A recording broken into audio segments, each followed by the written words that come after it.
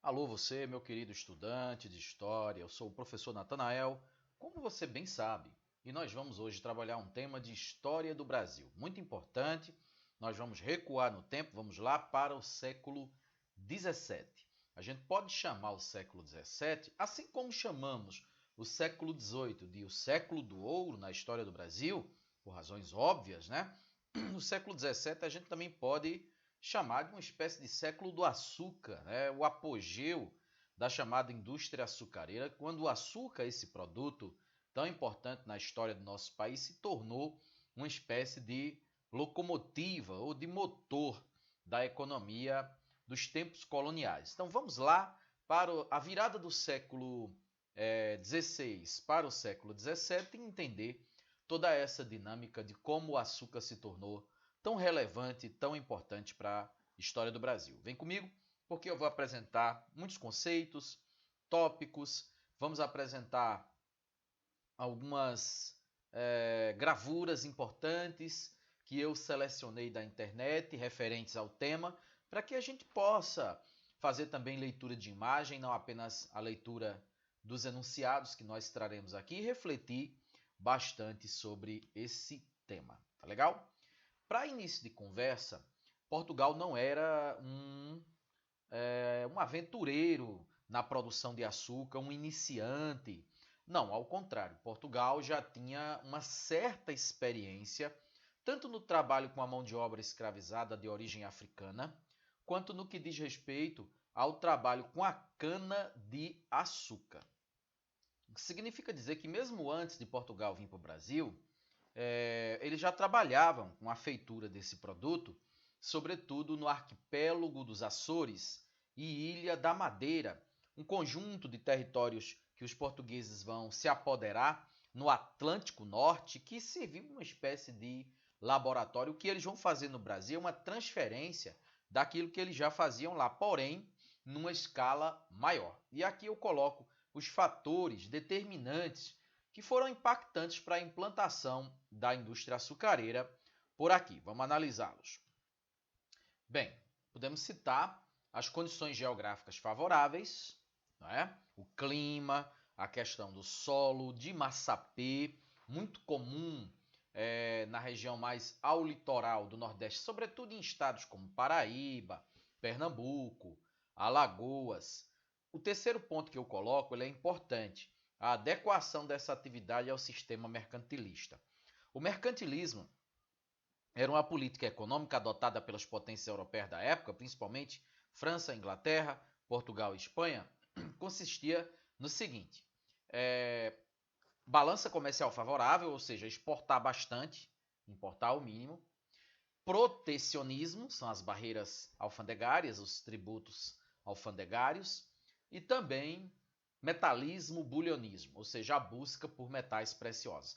Nesse sentido, né, produzir açúcar caía bem com um dos pontos do mercantilismo, que era exportar bastante, a fim de se obter uma balança comercial favorável. Depois eu coloquei o poder financeiro dos holandeses. É muito importante, porque os holandeses entram com a frota de navios que eles tinham, importante para transportar o produto lá para a Europa e também distribuí-lo na Ásia.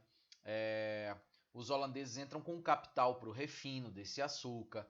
Isso vai ser importante, lá na frente a gente vai ver que ocorre a dominação holandesa no Nordeste açucareiro e era muito em função desses lucros que a Holanda tinha negociando o açúcar produzido aqui no Brasil. Esse sistema de produção ele se baseava no modelo de plantation. A Holanda vai, depois do período que dominou o Nordeste açucareiro, vai manter esse esquema. A Inglaterra fez na América do Norte, em uma parte do que hoje é os Estados Unidos, não no todo. A Espanha vai fazer também em áreas onde ela colonizou aqui na América. Os franceses vão fazer isso lá no Caribe. Então, não foi uma obra exclusiva de Portugal. O sistema de plantation se baseava nesses quatro pilares que eu coloco aí. Ó. O latifúndio, que é a grande propriedade rural. A monocultura, que é o cultivo de um só produto, nesse caso em específico a cana. A escravidão, mão de obra escravizada de origem africana, né? E a exportação, que a produção não objetivava atender o mercado interno. E nem tinha, né, esse mercado interno todo, visto que grande parte dos trabalhadores aí eram escravos, ou eram indígenas ainda no século XVI, quando a escravidão indígena era permitida, e assim por diante. É claro que os engenhos, pessoal, eles não eram todos uniformes, tudo igualzinho, do mesmo jeito, obviamente que não, né? Mas os engenhos em si, eles guardavam algumas semelhanças e eu trouxe algumas dessas semelhanças para compartilhar com vocês. Em geral, a casa grande, né, era a propriedade, melhor dizendo, a morada, né, do senhor de engenho. Aliás, esse senhor de engenho era comparado, inclusive, a uma espécie de um senhor feudal da Europa medieval. Né? Tinha plenos poderes dentro das suas dominações territoriais. Então você tinha a Casa Grande, a senzala, muitas vezes localizada muito próximo, vizinho, nos fundos, às vezes num sótão, não é? Da chamada Casa Grande, a capela para as orações, principalmente aos domingos, as celebrações religiosas, a moenda, como você pode ver, que são as instalações técnicas, né? E aqui eu mostro para vocês um pouquinho mais dessas instalações técnicas. A moenda, geralmente movimentada como energia motriz, né? Movimentada por juntas de boi, pareias de boi. A casa das caldeiras e a casa de purgar, onde esse caldo ele era engrossado, né? Ele ganhava um determinado ponto que o mestre do açúcar sabia designar exatamente qual era esse momento de retirar do fogo e ser colocado nas formas onde iria esfriar, formar os chamados pães de açúcar, para depois apurar, cristalizar, né? E posteriormente ser triturado, ensacado. Os holandeses vão vir com o refino para torná-lo mais branquinho, mais apreciável do ponto de vista estético, né? E consequentemente obter lucros maiores, vender por preços mais avantajados, não só na Europa, mas em regiões da Ásia também. É importante salientar, pessoal, que se desenvolve no Nordeste açucareiro aquilo que a gente chama, grosso modo, de sociedade do açúcar, ou sociedade açucareira, que era, por exemplo, diferente do modelo de sociedade pecuarista que vai se formar mais no interior, mais a oeste, né, mais para dentro do território, que também será diferente da chamada sociedade mineradora no século XVIII com as Minas Gerais, ou seja, é um modelo bastante específico que se desenvolve no Nordeste açucareiro entre os séculos XVI e XVII. Eu vou apresentar para vocês aqui alguns conceitos desse modelo de sociedade. E era mais ou menos assim como você está vendo, né? No topo você tinha os senhores aristocratas, ou seja, os membros das famílias que detinham não apenas o poder, mas também a terra, unidade produtora, né, da cana.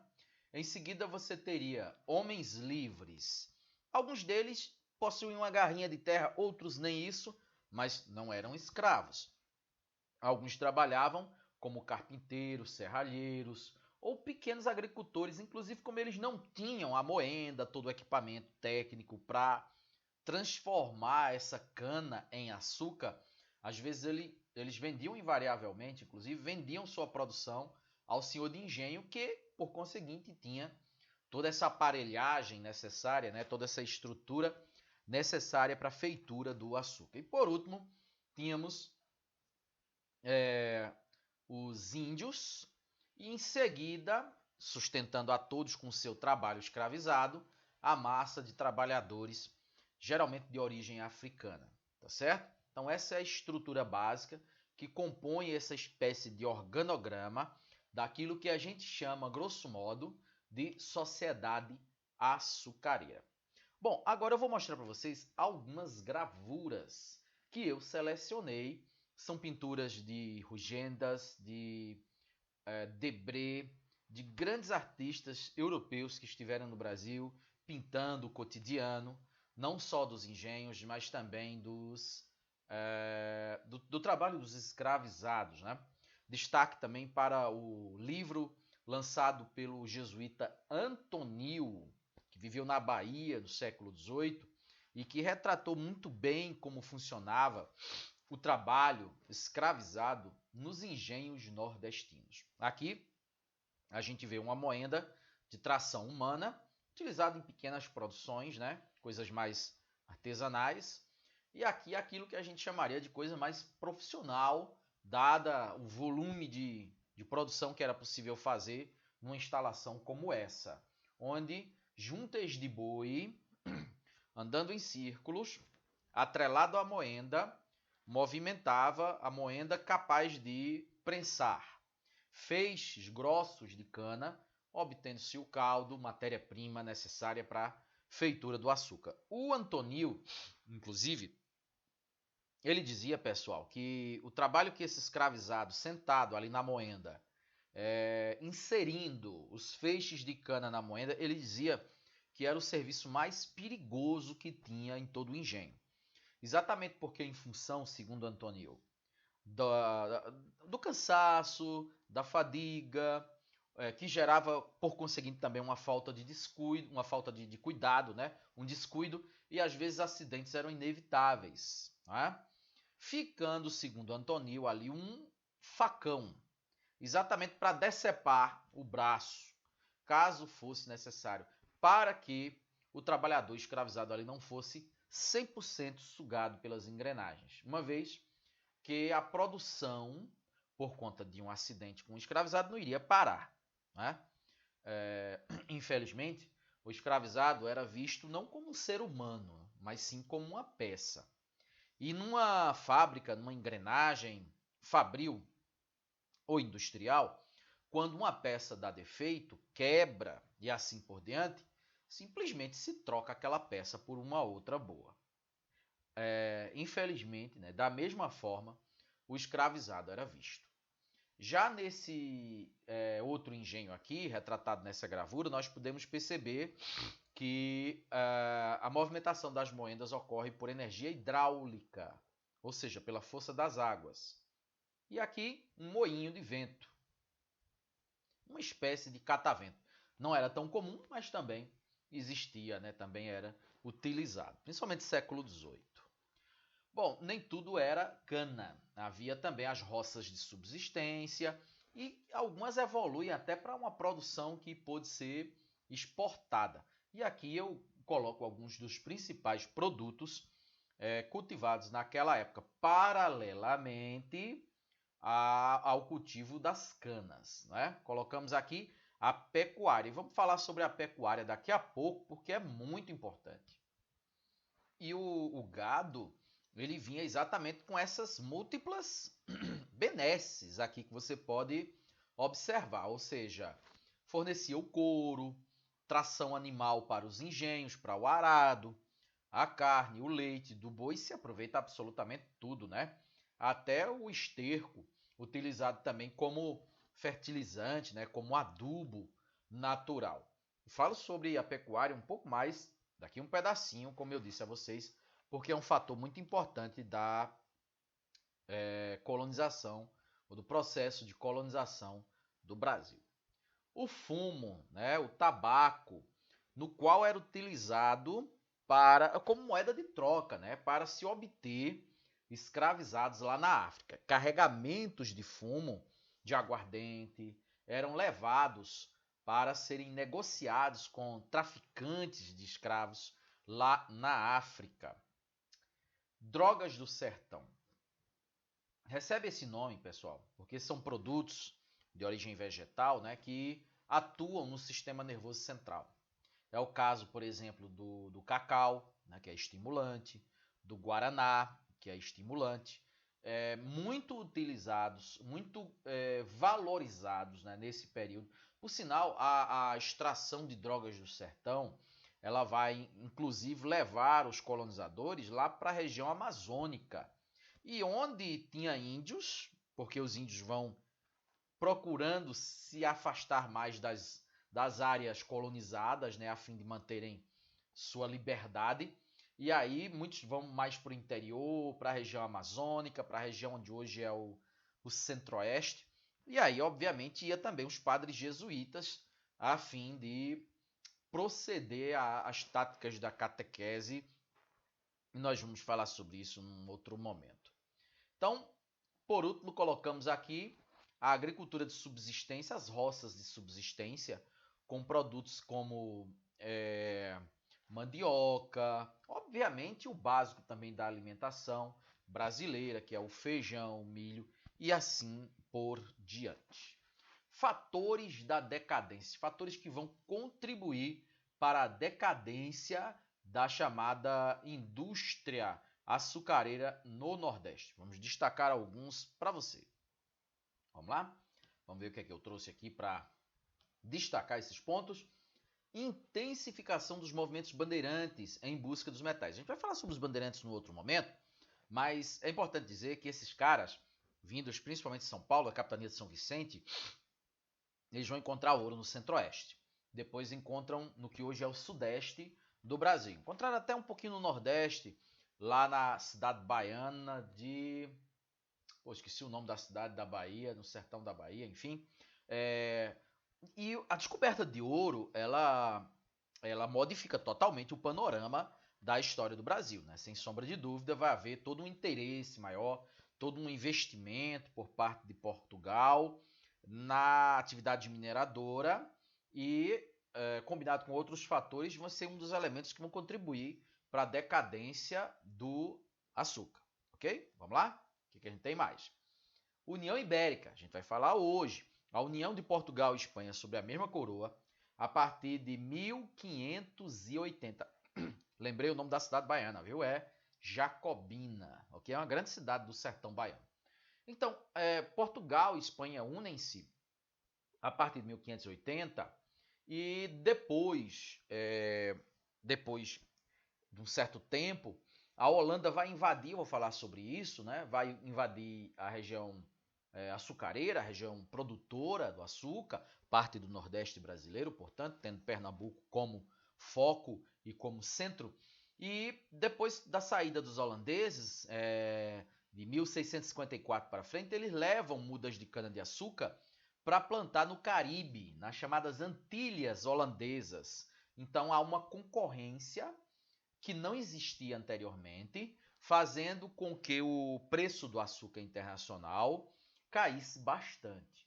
E por último, a Holanda, dominando a técnica de produção de açúcar, como eu disse, leva para as Antilhas, mas não era só o açúcar tradicional de cana. Eles passam a produzir também o açúcar de beterraba, né? Ajudando ainda mais nessa guerra pelo consumo do açúcar, que gerou uma oferta muito grande no plano internacional desse produto, contribuindo para sua queda no preço, porque antes o Nordeste tinha o monopólio da produção. Bom, nesse mapinha eu destaco para vocês as áreas que movimentavam aí a economia no Brasil do século XVI, já partindo também para o século XVII, né? Mormente, essa área preta, mais no litoral, as plantações de cana, e essa área mais interiorana, não é? Xadrezinho, chuviscadinho, a gente tem a área de criação de gado, a chamada pecuária, que eu ainda falo um pouquinho mais exatamente a partir de agora. Criação de gado, ela foi responsável, pessoal, basicamente pela interiorização da colonização. Antes a colonização era mais litorânea, certo? A partir da pecuária, não, ela passa a ganhar contornos interioranos também, principalmente no curso dos grandes rios do interior. E no Nordeste, esse grande rio é o Rio São Francisco, que ficou conhecido, olha o terceiro ponto que eu coloco aqui nessa lâmina, como Rio dos Currais, certo? Exatamente porque o nome curral era dado à fazenda de criar gado e tamanha era a quantidade de rios,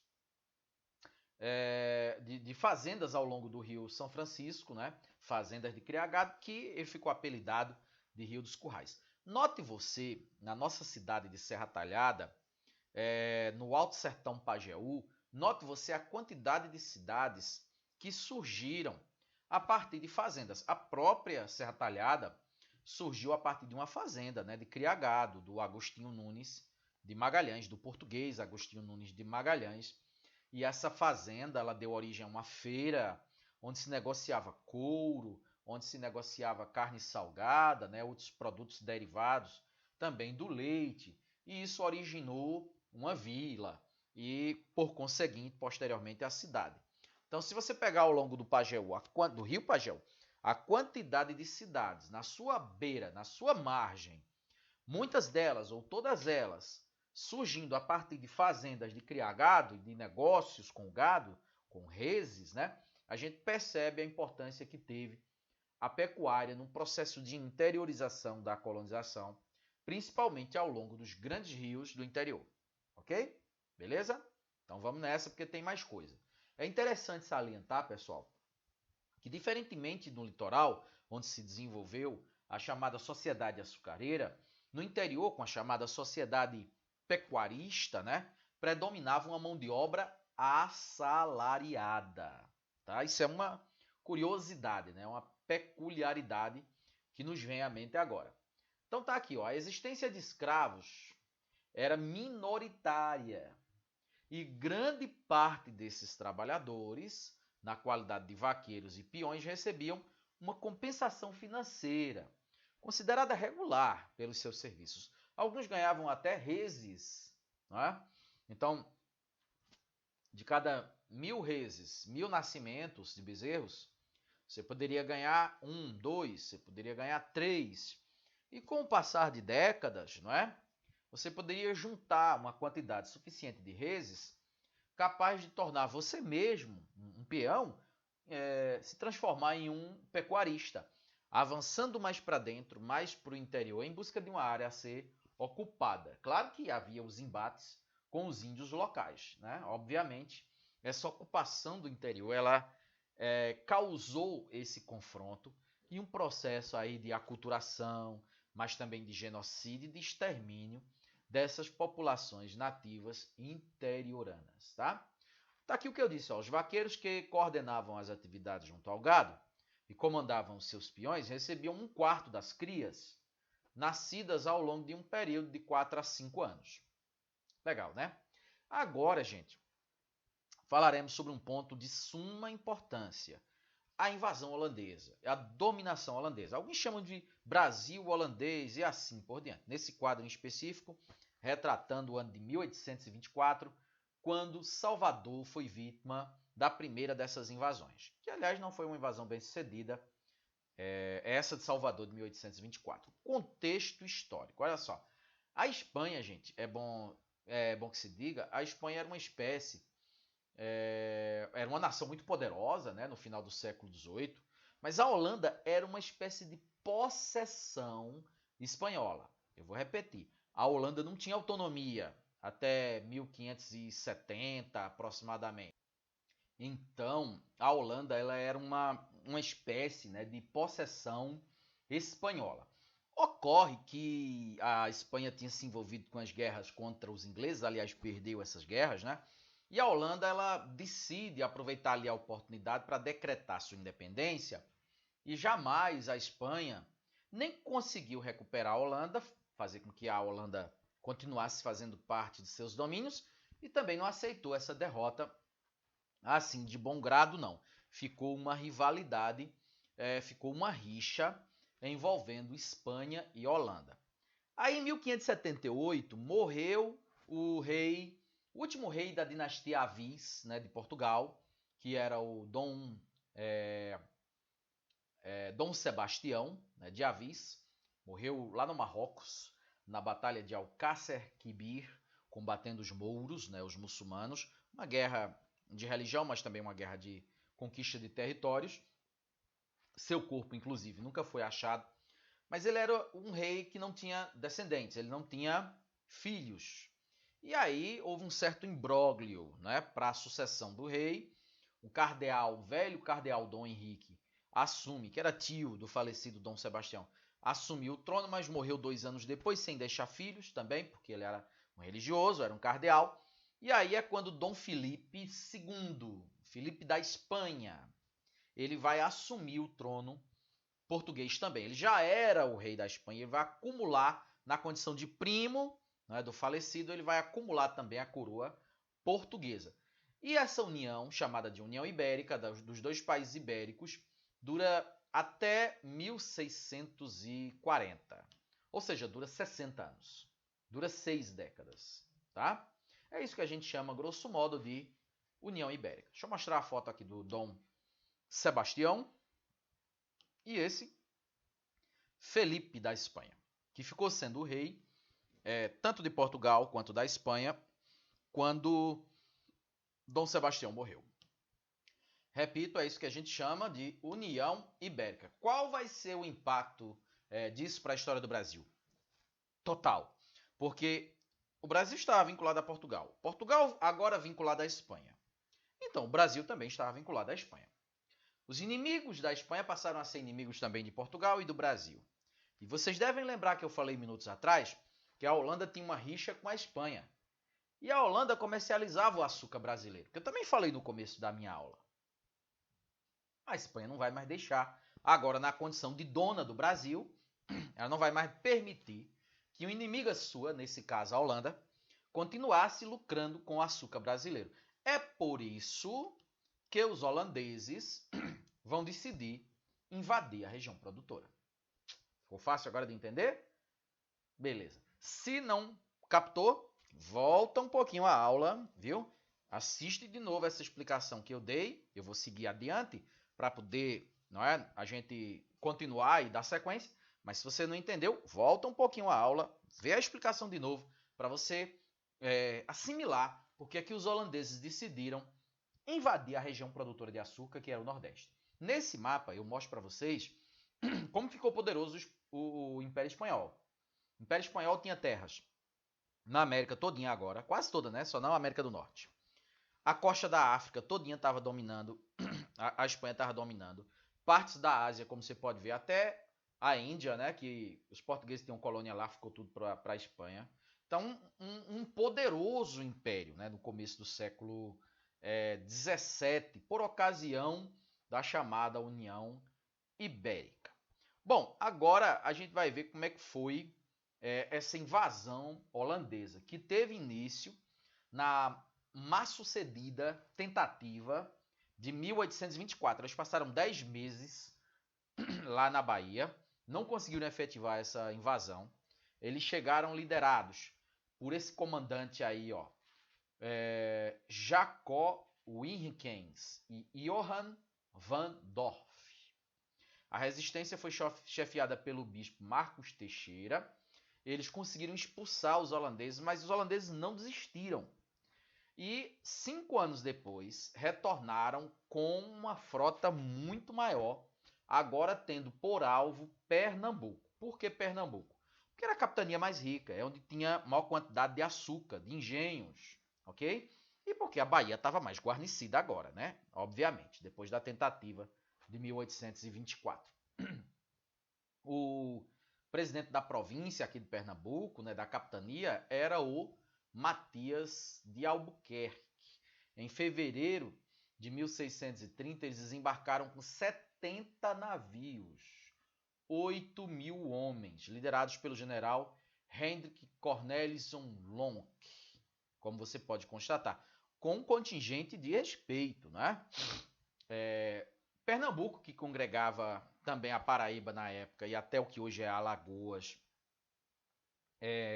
contava com mais de 100 engenhos produzindo açúcar naquele começo de século XVII. É por isso que o alvo realmente virou a capitania de Pernambuco. E a população girava em torno de 30.000 pessoas naqueles idos de 1630.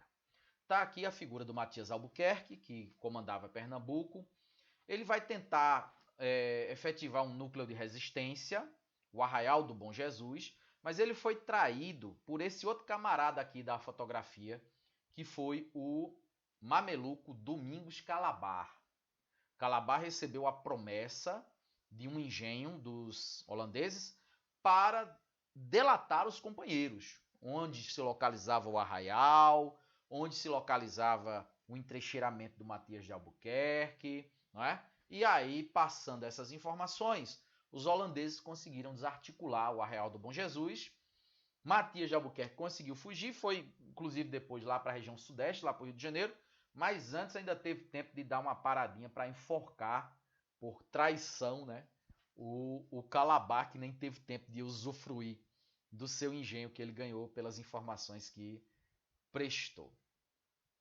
Período nassoviano, o período em que Pernambuco e o Nordeste açucareiro passa a ser dominado pelo pelo nobre alemão João Maurício de Nassau. Note você, toda essa área verde, que a dominação holandesa ela se estende até lá próximo do Maranhão, até o Maranhão, mas sempre nas zonas litorâneas, né, sem avançar muito para o interior. E não chegou até a Bahia, que continuou dali para baixo, sob dominação portuguesa / espanhola até 1640, depois só portuguesa, porque aí acabou a União Ibérica em 1640 e sobe ao trono integrantes da próxima dinastia portuguesa, a dinastia Orleans e Bragança.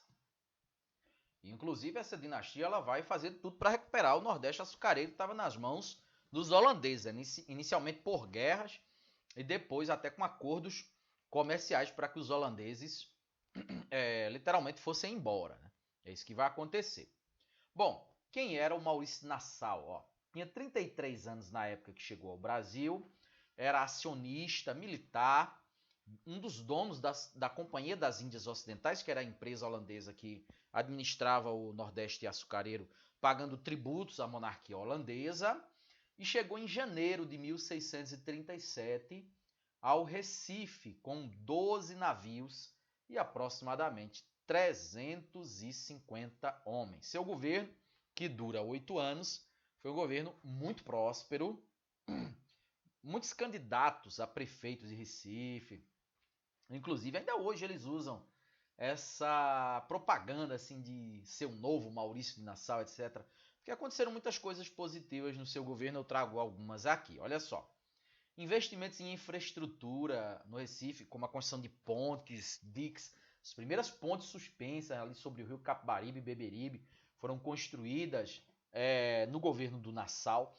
O incentivo ao estudo e à retratação da natureza com a vinda de sábios, ele autorizou a vinda de cientistas para o Brasil para retratar a fauna, a flora, fazer estudos científicos no Brasil. Aliás, os primeiros estudos dessa natureza ocorridos em todo o continente americano, foi exatamente em Pernambuco, durante o governo do Nassau. Criou jardim botânico e um museu natural e um zoológico em Recife, redução de tributos para agradar os senhores de engenho, né?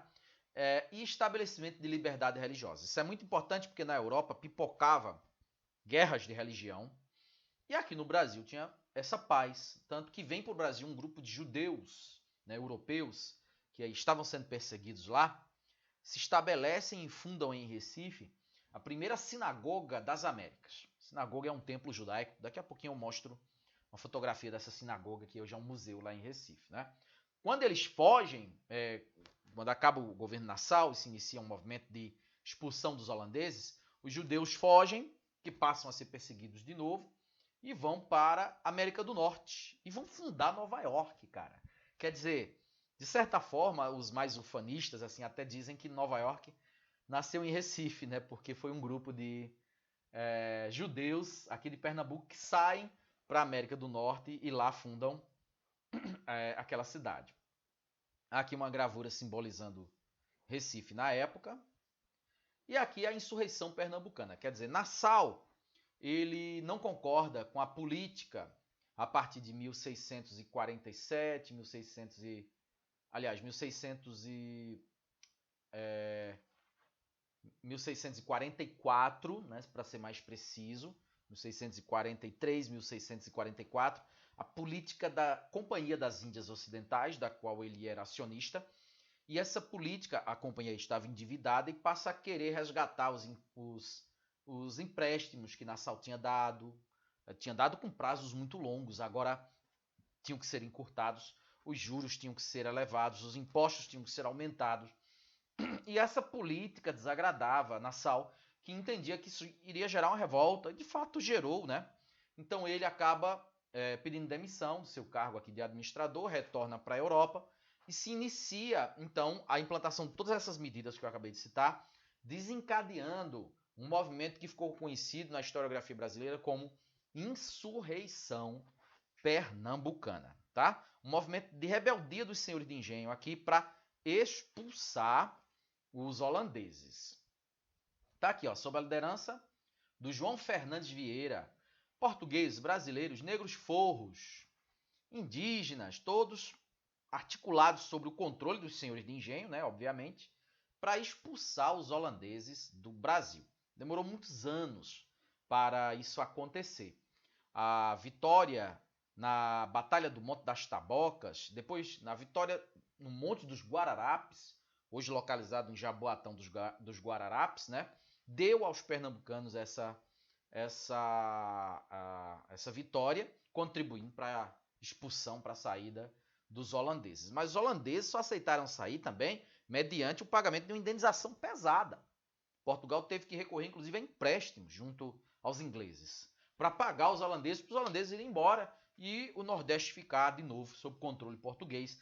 Os portugueses achavam que iriam recuperar esse dinheiro fácil com o açúcar, mas o açúcar já estava em viés de queda. O preço já estava decaindo no mercado internacional e não deu outra, prejuízo para os portugueses.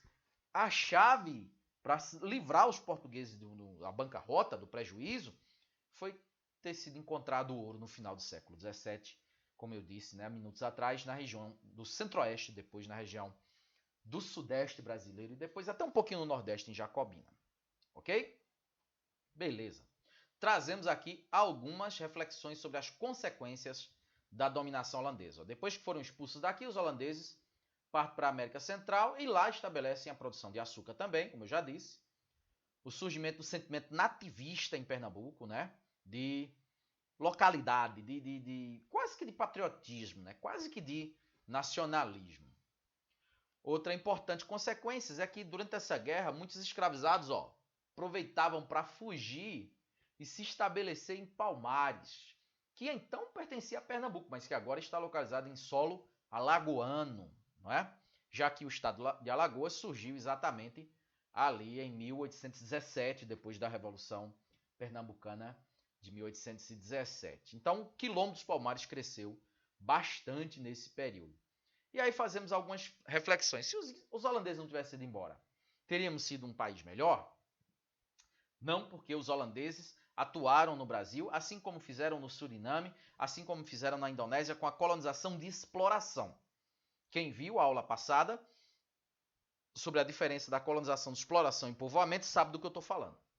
Se não viu, veja a aula sobre a colonização inglesa, que você vai perceber que a colonização de exploração era um padrão, praticamente, que os europeus desenvolveram aqui no continente americano.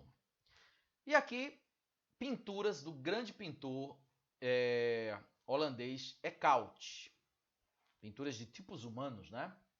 Já o Frans Post, vindo também na comitiva de Nassau, ficava responsável pela retratação de paisagens.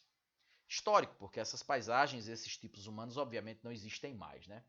Aqui uma retratação da sinagoga Karlsruhe, Israel, que foi a primeira sinagoga, um templo judaico de todo o continente americano, também da época de Nassau. E o Museu do Ricardo Brenan, ou simplesmente o Museu de Brenan, que fica em Recife, que é muito visitado, né? Eu, inclusive, já estive lá, onde você encontra galerias e mais galerias de documentos, quadros e outros objetos, curiosidades, relíquias do Brasil colonial, principalmente da época da dominação dos holandeses, mais especificamente ainda da época nassoviana. Fico por aqui, pessoal. Valeu, muito obrigado. Espero que vocês tenham entendido. E vamos ler para a gente se apropriar mais do conhecimento, tá? Abraço, tchau.